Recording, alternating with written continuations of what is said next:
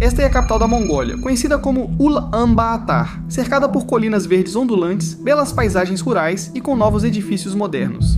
Você pensaria que este seria um lugar decente para viver, já que a criminalidade e o custo de vida são baixos para a Ásia. Há também um forte senso de comunidade na cidade, originado há séculos no auge do Império Mongol. Porém, poucos sabem sobre este país que a Mongólia é, na verdade, o país menos densamente povoado do mundo, onde cerca de 45% de toda a população do país vive na capital, Ulaanbaatar. A Mongólia tem, em média, apenas 2 pessoas por quilômetro quadrado e possui uma população de aproximadamente 3,4 milhões de pessoas. Só para colocar isso em perspectiva, o estado de Massachusetts, nos Estados Unidos, tem uma área de 27 mil quilômetros quadrados, enquanto a Mongólia tem uma área de 1,6 milhão de quilômetros quadrados. Apesar da grande diferença de tamanho, Massachusetts tem mais que o dobro da população da Mongólia. Dessas 3,4 milhões de pessoas que realmente vivem na Mongólia, apenas de 30 a 40 mil migraram para a Mongólia. Ou seja, este país é quase totalmente composto por mongóis étnicos nascidos e criados na Mongólia. Com o país praticamente vazio fora da capital Ulaanbaatar e baixíssima imigração, você deve se perguntar por que tão poucos querem viver nesse país tão grande. Por centenas de anos, os mongóis adotaram um estilo de vida muito nômade. A Mongólia fica na estepe eurasiana, historicamente uma das principais rotas de comércio e imigração. A grande planície facilitou o transporte de pessoas, alimentos e mercadorias por caravanas de cavalos, burros e camelos. Na China, até chegar à Hungria e à Europa, a rota comercial mais famosa ao longo da estepe eurasiana foi a Rota da Seda. A atual Mongólia estava no centro devido às rotas comerciais importantes que cruzavam o país. Os mongóis adotaram um estilo de vida parecido com o de caçadores-coletores, mudando-se entre assentamentos com menos infraestrutura, como a ausência de supermercados, dificultando o acesso fácil à comida. No entanto, felizmente para esses caçadores-coletores, há definitivamente uma abundância de animais para caçar. Na verdade, para cada pessoa na Mongólia, há 13 vezes mais cavalos e 30 vezes mais ovelhas. Mas apesar dessa abundância de gado, já houve invernos em que restaram muito poucos desses animais. Isso ocorre devido ao clima rigoroso da Mongólia, que dificulta a sobrevivência de parte do gado. A Mongólia tem verões quentes e invernos dos mais frios do mundo. Ulaanbaatar é, na verdade, a capital mais fria de um país em todo o mundo, onde a temperatura média nesta cidade no inverno é de 25 graus Celsius negativos, ou 13 graus Fahrenheit negativos. Quando você está na cidade, pelo menos tem acesso a muitas das invenções modernas feitas para manter as pessoas aquecidas. Mas isso não vale para a maioria dos mongóis que seguem o estilo de vida nômade tradicional. A Mongólia é um país muito elevado, onde a altitude média é de cerca de 1.580 metros ou 5.180 pés. Isso é parecido com a altitude de Denver, Colorado, mas ocorre em todo um país, abrangendo mais de 1 milhão de quilômetros quadrados. Combine isso com o fato de que a Mongólia não tem saída para o mar e está muito longe do oceano, o que deixa a Mongólia com as condições perfeitas para ser extremamente fria e ventosa. Esse clima extremo, obviamente, torna muito mais difícil viver um estilo de vida de caçador-coletor quando você não tem acesso a sistemas de aquecimento tradicionais como teria em uma área urbana. Esse ambiente frio e seco também fez com que mais de 70% do país fosse coberto por permafrost. O permafrost é uma camada espessa de solo que fica congelado o ano todo ou quase sempre. Na Mongólia, o solo congelado descongela no verão, dificultando ainda mais a construção de estradas e casas. Quando essa terra congela e descongela, isso significa que ela está em constante movimento, tornando ainda mais difícil construir estruturas permanentes sobre ela. O permafrost também é muito desfavorável para o cultivo de plantações, algo de que os nômades da Mongólia poderiam se beneficiar.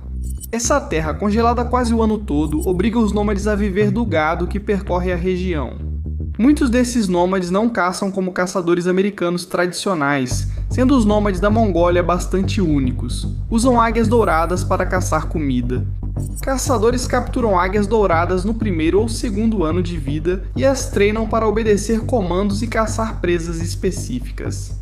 Os caçadores conseguem desenvolver uma relação de confiança com essas águias e se beneficiam muito de sua incrível visão e de seus talentos poderosos, que basicamente são as garras da águia. Mas mesmo com essas técnicas avançadas de caça, a vida como nômade é extremamente difícil. Na Mongólia, as famílias nômades geralmente têm menos filhos. Ter um monte de crianças pequenas pode tirar muito tempo da caça, que é necessária para a sobrevivência nos campos da Mongólia. Famílias grandes precisam de mais comida no jantar, o que nem sempre é fácil quando você caça todas as refeições. Com isso, as famílias mongóis sempre foram pequenas, contribuindo para a baixa população do país, porém temos focado muito nos nômades. Porque a capital e maior cidade, Ulaanbaatar, não tem crescido rapidamente como seus vizinhos ao sul, a China? Afinal, a China é o país mais populoso do mundo, e cidades não muito distantes da Mongólia, como Pequim, têm uma população de mais de 20 milhões de pessoas. Bem, uma grande diferença entre Pequim e Ulaanbaatar é que muitas pessoas que vivem em Ulaanbaatar não têm acesso a comodidades modernas. Por exemplo, mais de 60% dos moradores daqui não têm acesso a encanamento. Em vez disso, esses mongóis dependem de latrinas para ir ao banheiro e de poços comunitários para obter água potável. Além disso, 20% dos mongóis em Ulaanbaatar não têm acesso à eletricidade, sendo em sua maioria moradores menos favorecidos dos arredores da cidade. Esses moradores que vivem nos arredores geralmente ficam em uma habitação chamada de yurt ou gur, que é basicamente uma casa circular portátil. As yurts têm sido o principal estilo de moradia na Ásia Central e na Mongólia há milhares de anos. Essas yurts normalmente abrigam entre 5 e 15 pessoas e podem ser desmontadas ou montadas em apenas uma hora. A maioria dos mongóis que vivem nessas yurts as aquecem usando um fogão a lenha dentro delas. Esses fogões a lenha normalmente ficam no centro da yurt e tem uma chaminé longa que atravessa o teto, liberando a fumaça para o céu. Porque esses mongóis usam carvão nesses fogões não só para cozinhar suas refeições, mas também para aquecer suas casas. Isso leva a um alto nível de fumaça sendo liberada em Ulaanbaatar. Na verdade, a liberação de tantos gases fez Ulaanbaatar enfrentar um problema crescente de qualidade do ar. Esse problema de qualidade do ar se tornou uma grande preocupação, fazendo com que Ulaanbaatar tenha agora uma das piores qualidades do ar do mundo.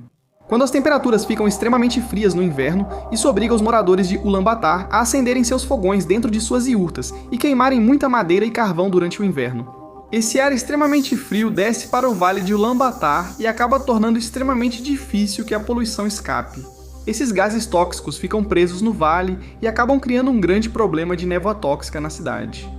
Mongóis desfavorecidos nos arredores de Ulaanbaatar, sem condições de comprar madeira ou carvão, queimam plásticos, pneus e o que encontrarem para aquecer suas famílias.